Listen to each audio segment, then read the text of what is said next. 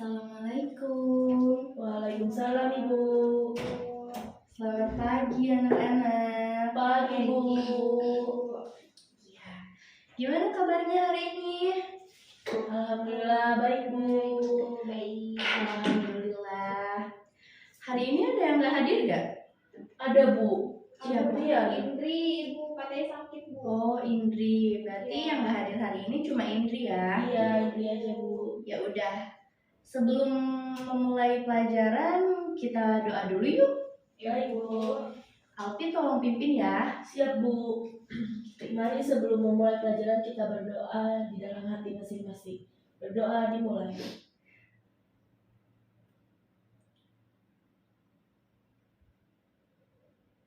Berdoa selesai. Alhamdulillahirobbilalamin. Ya udah, sekarang kita masuk ke materi ya. Iya Bu. Minggu kemarin Ibu ngasih materi dari mana ya? Ada yang inget gak? Sampai ini Bu, artikel dan buku ilmiah. Iya Bu. Oh, Itu kepotong Bu. Oh iya, Selesai. waktu kemarin kita potong istirahat ya, jadi Iya nggak sempet Bu, jadi jelasin. nggak sempat dijelasin lagi. Ya udah, minggu ini Ibu bakal ngejelasin tentang artikel dan buku ilmiah ya. Baik Bu. Sebelumnya ada yang tahu nggak pengertian dari artikel dan buku ilmiah itu sendiri? Ada yang udah tahu? Rima? Buku ilmiah itu mungkin karya-karya yang berisikan Mm-mm. karya ilmiah ya Bu. Iya, Iya. kayak ini berisikan ilmu pengetahuan Iya, gitu. Iya betul. Di sini Ibu bakal lebih jelasin tentang pengertiannya ya, secara Baik, Bu. lebih rincinya. Jadi pengertian artikel buku ilmiah itu yaitu di sini artikel dalam Kamus Besar Bahasa Indonesia merupakan suatu karya tulis lengkap, misalnya laporan berita atau esai dalam majalah, surat kabar, dan sebagainya. Sedangkan ilmiah maksudnya adalah ilmu pengetahuan memenuhi syarat atau kaidah ilmu pengetahuan. Jadi, artikel ilmiah dapat disebut dengan suatu karya tulis lengkap sesuai dengan struktur yang memenuhi syarat ilmu pengetahuan dan dipublikasikan di jurnal. Di sini ada beberapa pendapat ahli dalam menyampaikan pengertian artikel ilmiah itu sendiri. Di sini salah satunya ada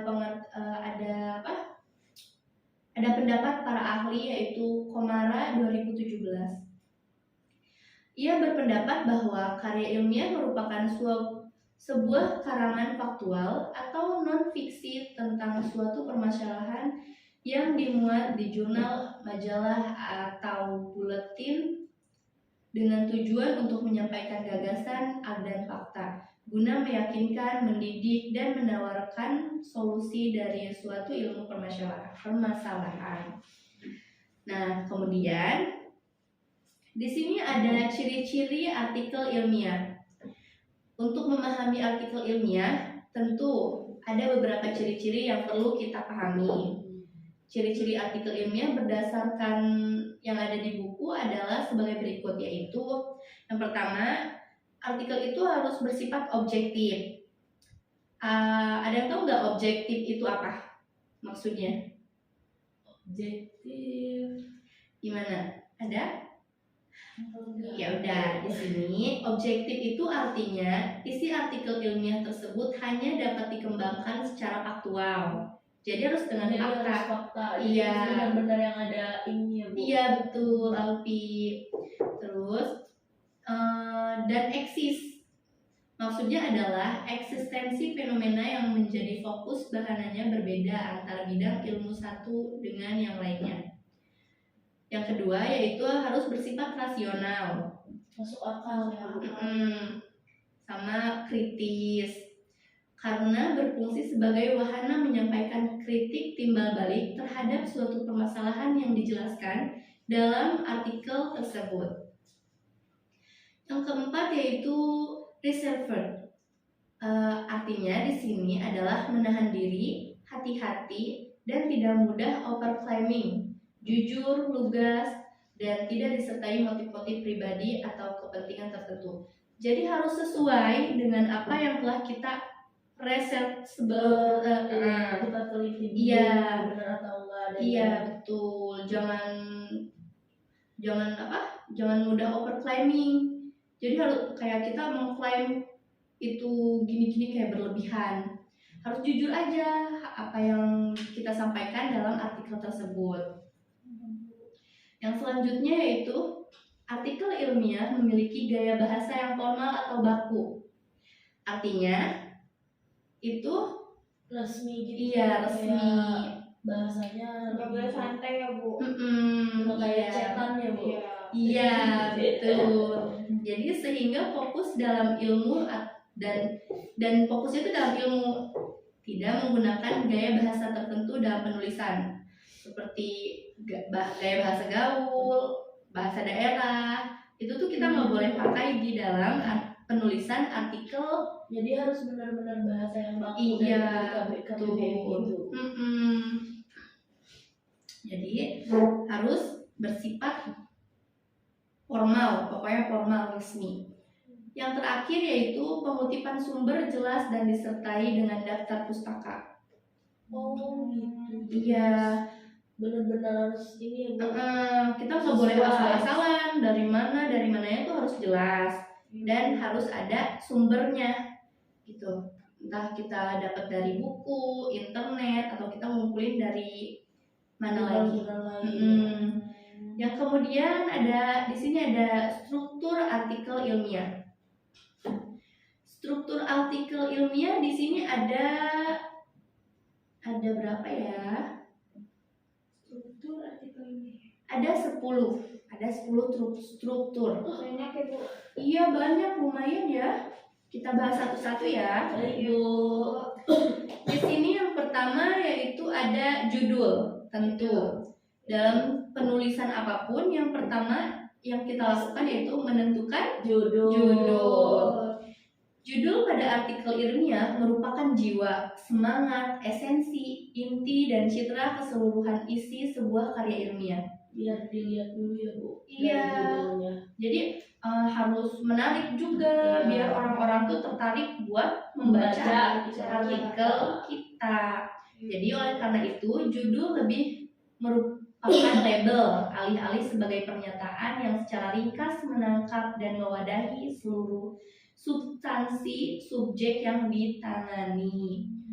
Judul merupakan bagian artikel yang paling banyak dibaca oleh orang dan sangat menentukan nasib suatu artikel ilmiah. Nah, yang tadi Ibu jelasin kan, dalam menulis judul kita harus berpikir itu judulnya harus menarik biar orang-orang tuh kepo, ibaratnya tuh ya. Kepo sama artikel yang kita bikin gitu. Kayak penasaran lebih penasaran. Iya, gitu. Aktif ya anak-anak Ibu Iya Bu. hari ini. Rima ngantuk Bu. Minum dulu, minum. Udah bagus malu. Yang kedua, baris kepemilikan. Baris kepemilikan ini merupakan bagian integral dari suatu artikel dan merujuk pada hak kepengarangan dan kehak pemilikan, yaitu lembaga tempat dilakukannya kegiatan tersebut, atau dapat dikatakan bahwa penulis di bawah naungan lembaga atau instansi tertentu. Tahu Bu contohnya kayak Universitas Pamulang ya Bu. Iya, gitu. Nama instansi. Jadi kita punya hak kepemilikan di artikel ini. Iya gitu. Yang ketiga ada abstrak. Ada yang tahu nggak abstrak itu apa? Kesimpulan dari isi. Iya Bu. Bukan. Di sini kayak kalau dalam film tuh sinopsisnya gitu loh. Ya. Oh, jadi sebelum ke dalamnya kita meringkas. Iya, ringkasan. Penyajian singkat keseluruhan artikel dan merupakan bagian artikel kedua yang paling banyak dibaca. Berarti beda ya Bu sama kesimpulan? Beda. Kalau kesimpulan kan isinya, kalau ini dia merangkum secara singkatnya. Seluruhnya. Iya, jadi kayak secara singkat. Iya, secara nggak langsung abstrak itu adalah sinopsis dari artikel kita. Oh iya.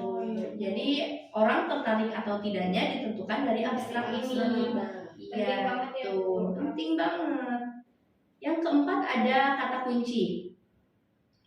Kata kunci atau disebut dengan keyword adalah pilihan kata yang bermakna dari sebuah dokumen yang dapat dipakai untuk mengindeks kandungan isinya. Kata kunci sengaja disajikan untuk membantu pembaca mencari artikel terkait dengan permasalahan yang dihadapinya. Jadi saat kita membuat artikel, kita harus menyertakan kata kunci agar orang-orang dapat dengan mudah menemukan artikel kita. Tapi Bu, itu kata kuncinya yang ada di Di bawah abstrak abstrak, aja ya. atau di keseluruhan kita artikel kita? Bisa di keseluruhan, misalnya artikel kalian tentang Ilmiah. Nanti di dalamnya kayak cari yang kata Iya. kunci dari ilmiah itu. Iya, gitu. Iya, misalnya kayak kalian mau ngejelasin tentang apa nih? Surat pribadi. Surat, gitu, Bu. iya, surat dinas, surat pribadi. Nah, kalian bisa menyertakan itu di kata kunci agar orang-orang lebih mudah menemukan artikel yang sejenis kalian. Iya. Gitu. Nah, yang kelima di sini ada pendahuluan. Pendahuluan ini menguraikan apa saja yang menjadi permasalahan sehubungan dengan penelitian, sekaligus menyajikan parameter yang digunakan agar menarik pada bagian pendahuluan boleh menonjolkan masalah yang akan dibahas secara tuntas dalam artikel yang telah dipublikasikan oleh orang lain. Pendahuluan pada dasarnya adalah argumentasi penulis tentang masalah yang harus diselesaikan. Jadi kita dalam pendahuluan kita menerangkan apa saja yang akan kita bahas dalam artikel ini. Iya, latar belakangnya Dan masalah-masalah apa yang mau kita bahas. Terus yang keenam ada metode. Iya, metode penelitian dalam artikel ilmiah merupakan wadah yang menampung secara garis besar rancangan penelitian, data dan sumber data, teknik pengumpulan data, teknik pengambilan data, teknik analisis data, dan validasi data.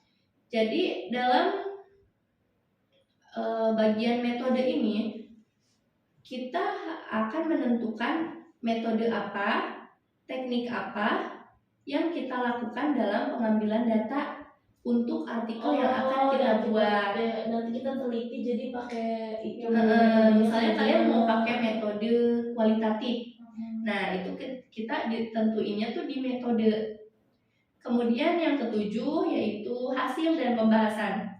Bagian hasil dan pembahasan dalam artikel ilmiah disajikan secara singkat, padat, dan jelas, serta dapat dibantu dengan tabel, gambar, diagram, grafik, dan sebagainya. Sesuai dengan artikel di bidang ilmu apa yang kalian ambil. Iya. Dengan secara lugas, padat, singkat, dan jelas. Itu kita dalam hasil dan pembahasan. Pembahasan bertujuan untuk menjawab masalah penelitian atau menunjukkan bagaimana tujuan yang sesuai dengan permasalahan penelitian. Pada bagian ini, memuat penafsiran terhadap temuan-temuan penelitian,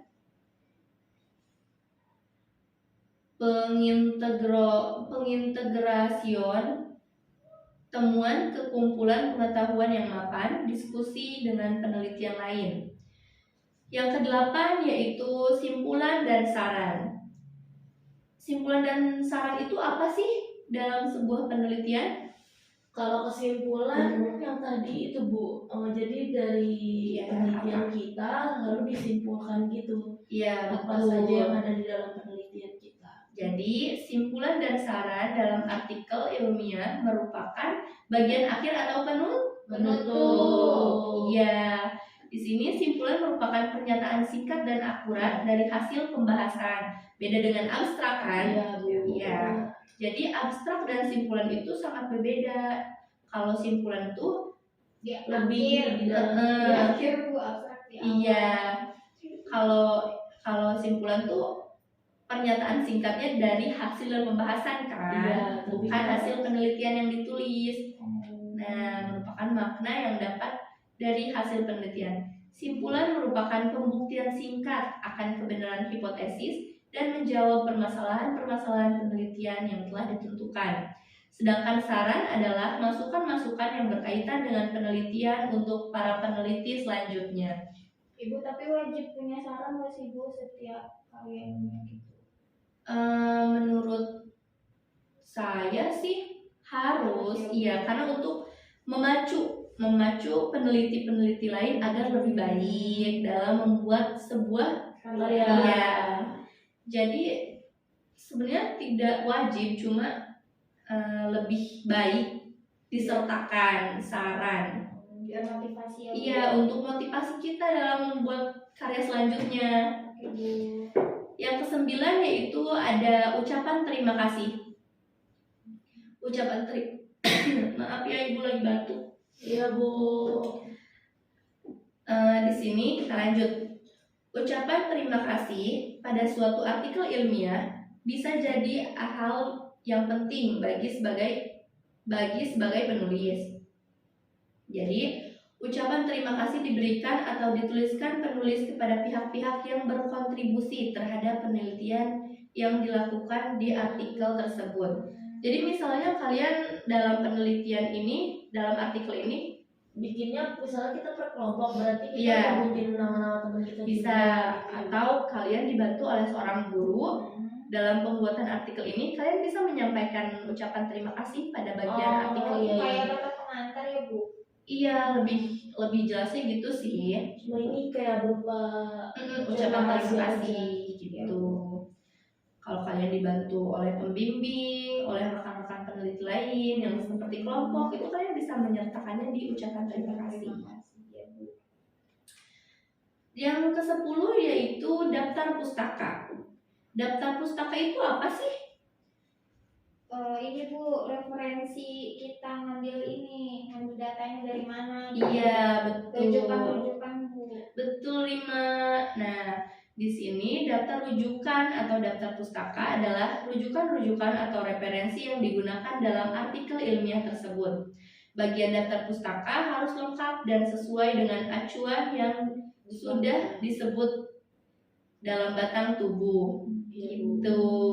Betul ya yang tadi Rima ini. Yang selanjutnya di sini ada aspek kebahasaan artikel ilmiah. Di sini aspek kebahasaan artikel ilmiah yaitu yang pertama adalah pemilihan kata. Kata yang digunakan harus dipilih secara cermat, tepat, dan bukan kata-kata logat. Yang berarti balik lagi harus formal dan baku. Resmi. Iya, jangan ada logat yang misalnya kita pakai logat Sunda, Bahasa daerah ya Bu. bahasa daerah itu nggak boleh digunakan dalam artikel ilmiah. Yang kedua, penyusunan kalimat. Penyusunan kalimat haruslah disusun secara sistematis, jelas, runtut, sederhana atau mudah dipahami, hemat, objektif, dan yang terpenting adalah menarik. Jadi dalam penyusunan kalimat ini kita harus menyusunnya secara ringkas, jelas, dapat dipahami, namun juga menarik, tidak bertele-tele. Jadi biar orang tuh kayak bosan banget baca artikelnya, kemana-mana gitu kan. Terus yang ketiga ada pengembangan paragraf. Pengembangan paragraf yang disusun hendaknya dikembangkan secara variatif dan sistematis. Kemudian langkah-langkah dalam pembuatan artikel ilmiah. Karena waktunya udah mepet, Ibu jelasin iniannya aja ya. Nanti kalian bisa. PPT-nya udah dikirim ya Bu? Iya, Ibu udah kirim. Jadi Ibu cuma ngejelasin bagian-bagian pentingnya. Iya Bu. Yang pertama ada pengembangan ide. Yang kedua, proses penulisan artikel. Proses penulisan artikel yang pertama yaitu ada brainstorming, yang kedua yaitu drafting, yang ketiga revising, yang keempat adalah editing, yang kelima publishing. Jadi kalian bisa mencari kelima bagian itu sendiri ya. Baik Bu. Yang terakhir yaitu di sini ada penyusunan format penulisan artikel. Terus di sini kita akan mempublikasikan artikel ilmiah tersebut. Yang pertama yang harus kita lakukan yaitu konferensi atau seminar. Yang kedua, jurnal nasional. Yang cuma ada 2 ternyata. Berarti kayak iklan gitu ya, Bu, promosi. Iya, promosi lebih tepatnya. Gitu anak-anak. Sampai di sini ada yang kurang dipahami? Ada nggak? Udah paham ya apa yang Ibu sampaikan tadi? Iya, Bu. Jadi kalian bisa lebih mempelajarinya secara mandiri di rumah bersama teman-teman, apapun yang bisa kalian lakukan sambil belajar. Baik, Bu. Baiklah, pertemuan kali ini sudah selesai. Jadi kalian bisa belajar lebih giat lagi. Tuh. Baik, Bu.